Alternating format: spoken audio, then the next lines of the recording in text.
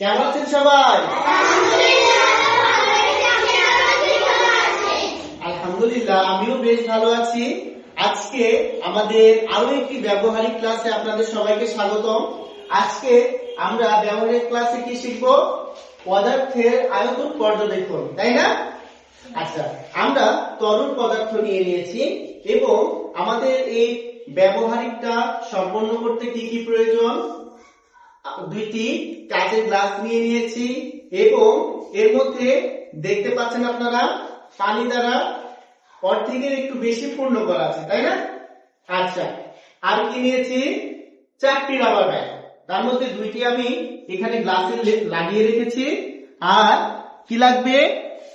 দুইটি পাথর ডিফারেন্ট শেপে, তাই না? একটি ছোট নিয়েছি আর একটি বড়, তাই না? এখন আমরা যেটা করব, পদার্থের আয়তন পর্যবেক্ষণ করব। এই যে পাথর, ছোট পাথরটা একটা গ্লাসে আমরা ফেলবো। ফেলার পরে দেখবো রাবার ব্যান্ড দিয়ে মার্ক করব, চিহ্নিত করব যে কতটুকু কি হলো, কি ঘটলো, ঠিক আছে? আচ্ছা, আমি ছোট পাথরটা ফেলে দিলাম, দেখতে পাচ্ছেন সবাই? এবং আমি এবার দেখি তো পানিটা কিছুটা বৃদ্ধি পেয়েছে, তাই না? কিছুটা বৃদ্ধি পেয়েছে। কতটুকু বৃদ্ধি পেয়েছে সেটা আমরা আরো একটি রাবার দিয়ে ইন্ডিকেট করব, ঠিক আছে?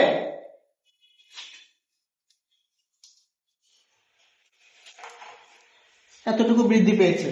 এবার আমরা আকারে আরেকটু বড় পাথরটি পরের গ্লাসে ফেলবো, ঠিক আছে? দেখতে পেয়েছেন? এবার দেখবো কতটুকু আমাদের বৃদ্ধি পেয়েছে।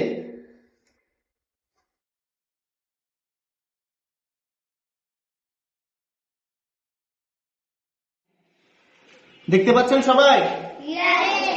দেখেন পানি কিন্তু স্থির আছে এবং মোটামুটি সমান আছে।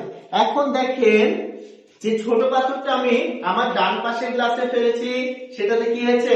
পদার্থের আয়তন বৃদ্ধি পেয়েছে, কিন্তু খুব অল্প পরিমাণে, তাই না? আর এটাতে দেখেন যেই গ্লাসটি আমার বাম পাশে রয়েছে সেটিতে কিন্তু আকারে একটু বড় পাথর আমি ফেলেছিলাম, তাই না? তো সেটাতে দেখেন আয়তন অনেক বেশি বৃদ্ধি পেয়েছে, তাই না, প্রথমটা থেকে। তাহলে আমরা কি বুঝতে পারলাম? যে এই যে পদার্থ, কঠিন পদার্থ পাথর, এটি একটি জায়গা দখল করলো পানির ভিতরে, পদার্থের ভিতরে, এবং এটির আয়তন বৃদ্ধি পেল। এর মাধ্যমে আমরা কি বুঝলাম? ছোট পদার্থ যদি আমরা পানির মধ্যে ফেলি, যতটুকু আয়তন বৃদ্ধি পাবে, তার থেকে যদি আমরা একটু বড় শেপের পাথর ফেলি তাহলে কি আরো বেশি আয়তন বৃদ্ধি পাবে, ঠিক আছে না? আচ্ছা, আপনারা সবাই কি দেখেছেন? এবার আপনাদের কিভাবে প্র্যাকটিক্যাল লিখতে হবে সেটি আমি বলে দিব। সেটা আমরা পরবর্তী ক্লাসে অবশ্যই সুন্দরভাবে বুঝে নিব, ঠিক আছে? আজকের মতো এ পর্যন্তই। ভালো থাকবেন সবাই।